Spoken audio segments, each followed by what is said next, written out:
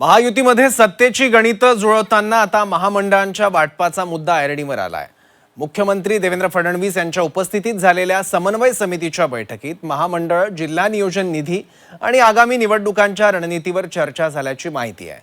राष्ट्रवादी काँग्रेसकडून 32 महामंडळांची मागणी करण्यात आल्याचं सूत्रांचं म्हणणं आहे। आमदारांच्या संख्येच्या प्रमाणात अंतिम वाटपाचा फॉर्म्युला ठरवला जाणार आहे। पुढच्या 1-2 बैठकीत यावर निर्णय होण्याची शक्यता आहे। त्याचवेळी स्थानिक स्वराज्य संस्थांच्या निवडणुका महायुती म्हणून लढण्यावरही एकमत झाल्याची माहिती आहे। नेत्यांनी माध्यमांमध्ये एकमेकांवर टीका टाळावी अशा सूचनाही बैठकीत देण्यात आल्या आहेत। नेमकं काय ठरलं पाहूयात।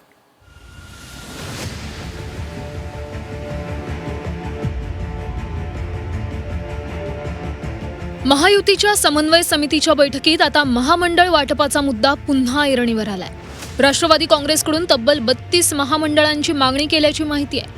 आमदारांच्या संख्येच्या आधारावर महामंडळांचं वाटप करण्याचा फॉर्म्युला ठरणार आहे। पुढच्या समन्वय समितीच्या बैठकीत यावर अंतिम आकडा निश्चित होण्याची शक्यता आहे आणि यासाठी अजून 1-2 बैठका होऊ शकतात आणि येत्या 15 दिवसात महामंडळ वाटपावर शिक्कामोर्तब होण्याची शक्यता सूत्रांनी व्यक्त केली आहे। तर महायुती समन्वय बैठकीत अंतर्गत वादावर चर्चा होऊ शकते।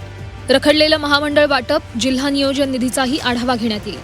15 दिवसांमध्ये महामंडळ वाटपावर शिक्कामोर्तब होईल।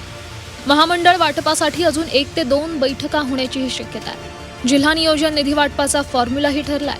70% निधी आमदारांना, उर्वरित 30% पालकमंत्र्यांच्या हाती जाईल। निधीवरून मतभेद झाल्यास आयुक्तांमार्फत तोडगा काढला जाईल। तोडगा न निघाल्यास CM-DCMच्या पातळीवर निर्णय घेण्यात येतील। स्थानिक पातळीवर समन्वय ठेवण्याच्या सूचना आहेत। झेडपी, सहकार विभाग निवडणुका महायुती म्हणून लढवण्याबाबत एकमत होत आहे। सगळ्याच नेत्यांनी महायुतीचा फॉर्म्युला पाळावा आणि मीडियात अंतर्गत वादावर बोलणं, एकमेकांवर टीका करणं टाळा अशा सूचना आहेत। सध्या राज्यात एकूण 170 महामंडळ आहेत। या महामंडळांच्या अध्यक्षांव्यतिरिक्त 650 सदस्यांच्या नियुक्त्या होणार आहेत। या नियुक्त्या तातडीनं करण्यावर बैठकीत चर्चाही झाली आहे। महामंडळ वाटपासाठी आमदारांच्या संख्येनुसार फॉर्म्युला ठरवण्यात आलाय। आता या फॉर्म्युल्याचं असेसमेंट केलं जाणार। विशेष म्हणजे ज्या महामंडळाचा अध्यक्ष स्वतः मंत्री असेल त्या खात्याला महायुतीतील इतर 2 पक्षांकडून प्रत्येकी 1 उपाध्यक्ष देण्याचा निर्णय झाल्याची माहिती आहे। सध्या सांस्कृतिक विभागाचे मंत्री आशिष शेलार हे सांस्कृतिक महामंडळाचे अध्यक्ष, तर ST महामंडळाचे अध्यक्ष मंत्री प्रताप सरनाईक आहेत। म्हणजे महामंडळांच्या माध्यमातूनही महायुतीतील 3ही पक्षांना प्रतिनिधित्व देण्याचा प्रयत्न आहे। महामंडळाच्या वाटपानंतर जिल्हा नियोजन निधीचाही मुद्दा बैठकीत चर्चेत आला। निधी वाटपाचा फॉर्म्युलाही ठरल्याची माहिती आहे। 70% निधी आमदारांना तर उर्वरित 30% निधी हा पालकमंत्र्यांच्या हातात राहणार आहे। निधी वाटपावरून स्थानिक पातळीवर मतभेद झाले तर आयुक्तांच्या माध्यमातून तोडगा काढला जाईल।